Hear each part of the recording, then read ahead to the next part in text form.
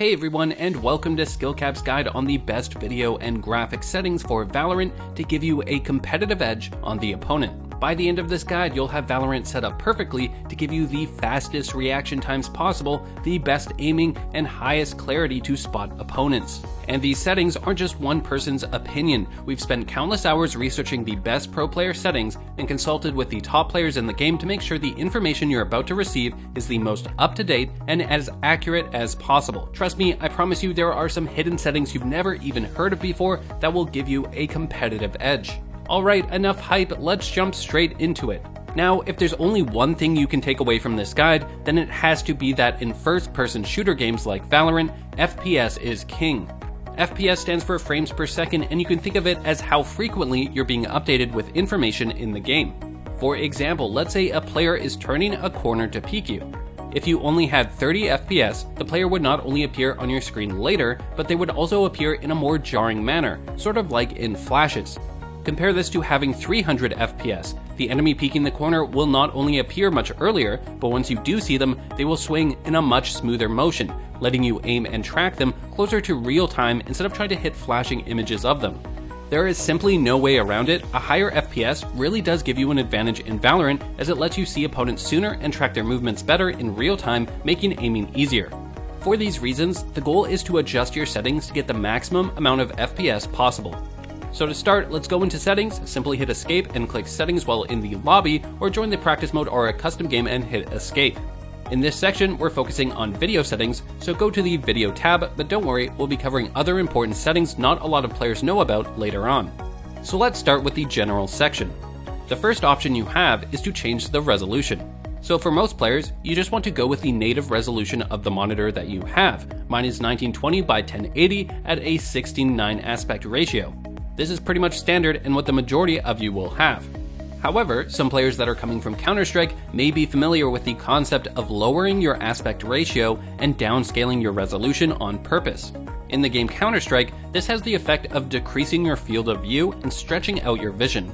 This can make enemy models appear larger, and for some players, it makes them feel like the enemies are easier to hit. Well, in Valorant, this trick does not work. This is because Valorant will always be locked into a field of view of 103, regardless of your resolution or aspect ratio. So for the most part, you don't want to lower your resolution or aspect ratio, as it won't give you the same zoomed in stretched advantage that you may be used to in Counter-Strike. One other piece of text you'll notice when I'm selecting my resolution is the 240 Hz in brackets. This represents your monitor's refresh rate. Your monitor's refresh rate is very important and operates very similarly to your FPS. The refresh rate of your monitor represents the amount of times your monitor will update with new images every single second. For example, let's say you had 300 FPS in-game, but only had a 60 Hz refresh rate on your monitor. Well, then your monitor can only update and show you 60 frames per second of those 300 frames your computer is processing. Basically, a low refresh rate on your monitor can actually bottleneck your reaction time even though you have a high FPS in-game. This is why you want both the highest FPS possible while also having the highest refresh rate possible. Currently, when it comes to competitive gaming monitors, 144 Hz is the standard, with 240 Hz being the new top end. We highly recommend that you at least have a 144 Hz monitor if you want to take your gaming to the next level. Just make sure you have the FPS to back it up, as having a 144 Hz refresh rate doesn't mean anything if you're only getting 60 frames per second in-game. Additionally, a lot of players will actually have a high refresh rate monitor, but make this super common mistake of not enabling it.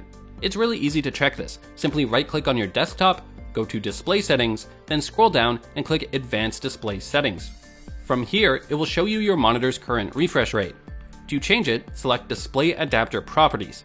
Click the Monitor tab on the new panel that pops up, and you'll have a drop-down to change your monitor's refresh rate. Put it as high as you can. If you only have the option of 60 Hz, then that's the limit of your current monitor, and you'll have to get a higher refresh rate monitor if you want to go higher. In short, getting the highest FPS in-game is important for increased reaction times and aiming ability.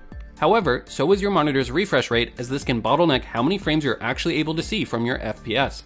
Alright, moving on, we have the next setting, the display mode option, which should always be set to full screen. I know, it's super annoying since every time you alt-tab it minimizes the window, but full screen will give you a big FPS boost since your computer's processing power will only be focused on the game. It will also reduce your monitor's input lag. Input lag is a term used to describe the time it takes an event on the game server to appear on your monitor. You always want your input lag to be as low as possible so you have the fastest reactions possible. So make sure you have this set to full screen, not windowed full screen or windowed. Below that, you have a bunch of limit FPS options. These should be turned to off as you don't want to limit your FPS and instead, as you know by now, want it as high as possible. Next, we have the graphics quality tab. An easy rule of thumb would be to just set everything as low as possible to get the highest frame rate possible. However, there are some important settings in this section to be aware of that are unique to Valorant. First is multi-threaded rendering, which you always want to be turned on as this is the key to getting the maximum FPS possible out of your computer. Then you have material, texture, detail, and UI quality. You want all of these set to low as there is no competitive benefit to increasing them and it will only lower your FPS. Sure, if you're getting a ton of FPS and the low settings are too ugly for you, then you can bump it up to medium, but pretty much every single pro has this set to low to get the highest frame rate possible and reduce visual clutter.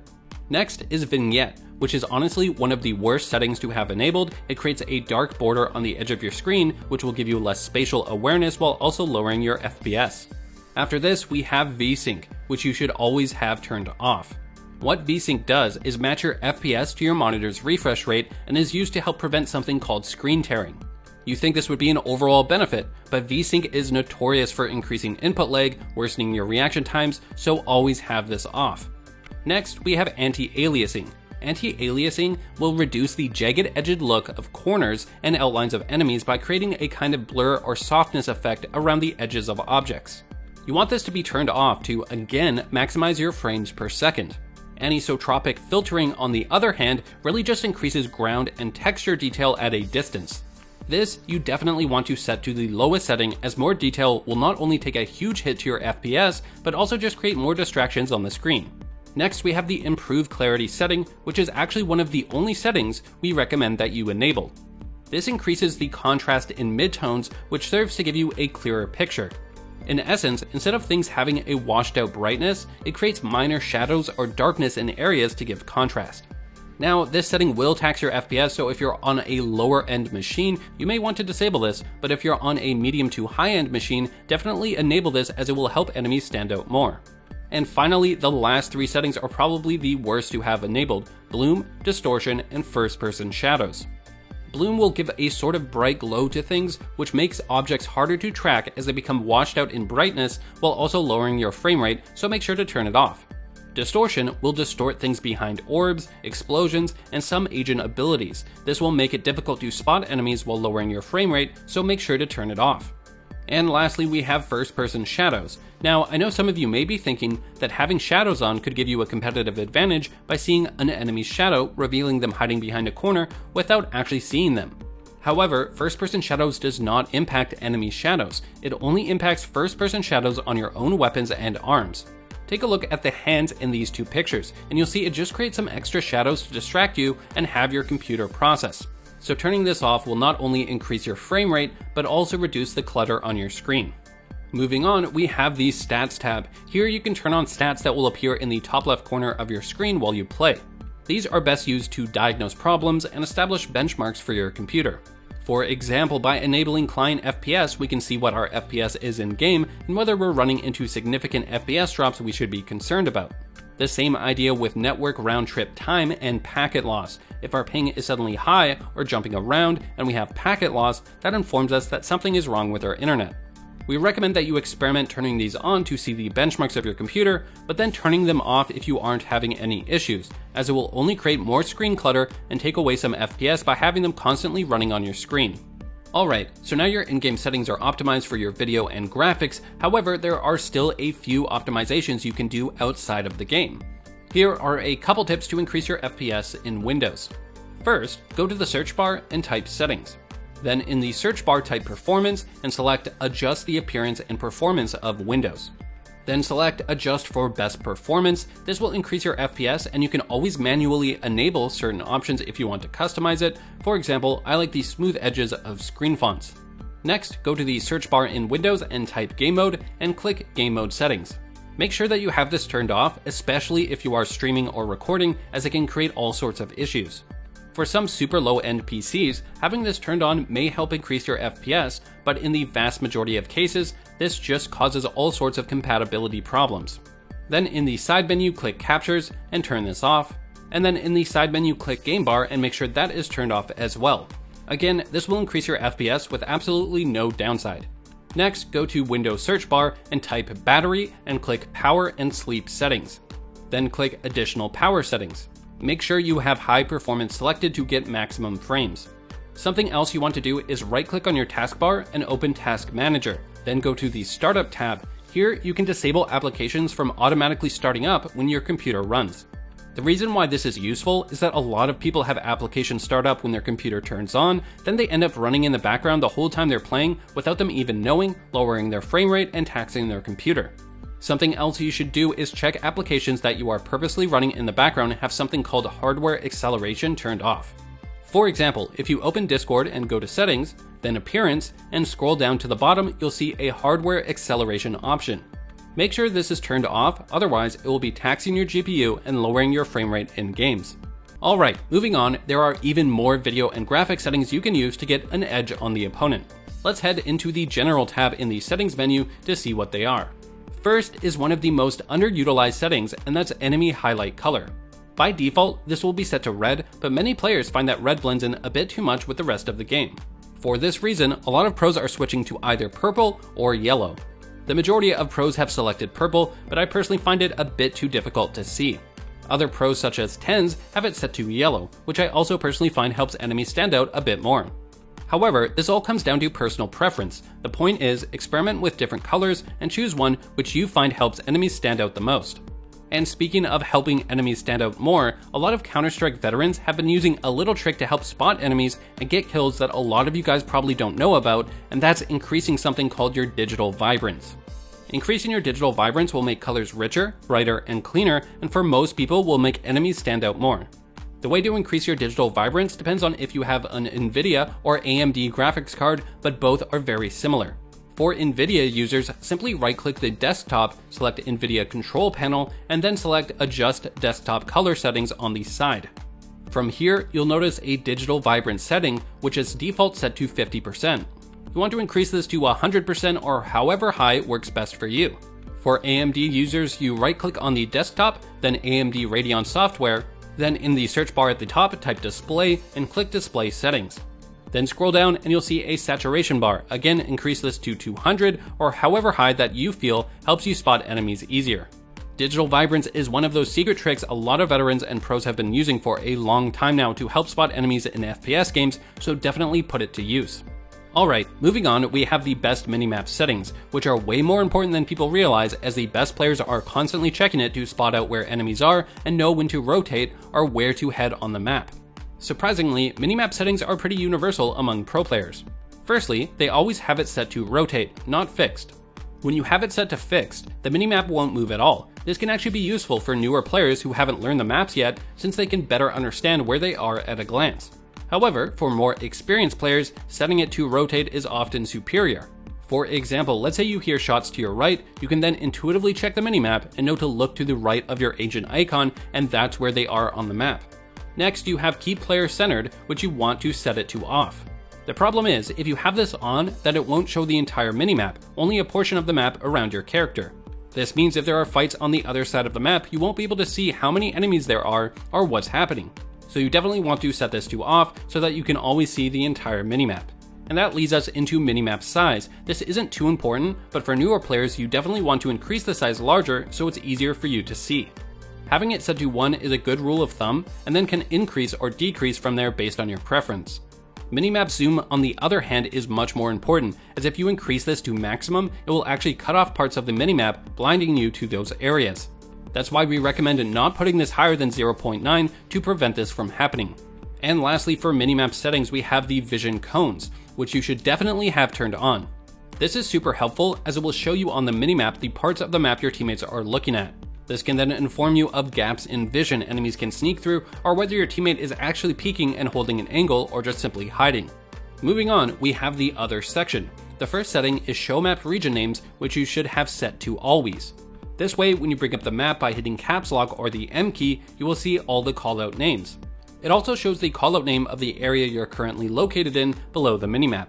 After this, you have cycle to next/previous weapon reps inventory. It doesn't matter what you set this to, since you should never be cycling your weapons using your mouse wheel, and instead be pulling weapons you want out with 1, 2, and 3 keys on your keyboard. Next, you have show mature content, which you want enabled. This way you can access the show corpses and show blood settings. For show corpses, a lot of pros actually have this set to off. By setting it to off, it replaces corpses on the ground with a holographic icon of them. This will have a few benefits, the first being that it gives you a slight boost to your frame rate.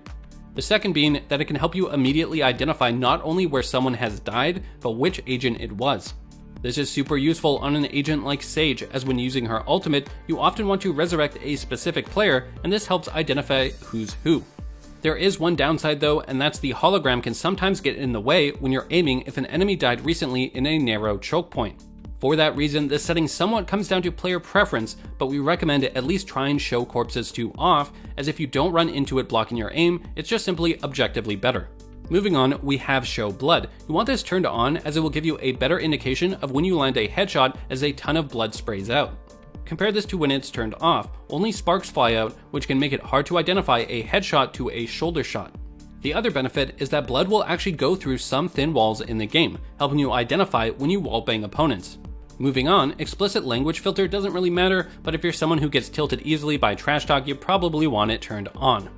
Instability indicators should be turned on, as this will make it so that a small icon will appear in the corner of your screen if you're having packet loss or connection issues with the server. Now, for network buffering, you always want this set to minimum. This is because increasing it will cause input delay, lowering your reaction speed. This is meant to be used only for players who are having really bad connection issues to the point that things are jittering on their screen, as it helps smooth things out, but at the cost of delays on movement and input. Next, we have show bullet tracers, and you have to have this turned on. This will help make it easier to control your own spray, since you can see the tracers of your bullets and how you're missing, and can make adjustments based off of that. Additionally, it lets you see the enemy's bullet tracers, so when they shoot through smoke, you'll be able to see where they're shooting from and kill them. And lastly, we have show spectator count. This is something that appears on the top right corner of your screen when you're alive and your teammates are dead to show you how many of your teammates are watching you. If you're someone who gets anxious or performs worse knowing players are watching, then you will want to turn this off. Alright, we here at SKILLCAPPED put a ton of work into this guide, making sure to provide you with the most up-to-date and accurate information you won't find anywhere else. However, none of that would matter without you guys, so we'd love to hear what topic you'd like us to do a guide on next in the comments section below. That's going to do it for this one. Thanks for watching, and good luck, good half, and good game.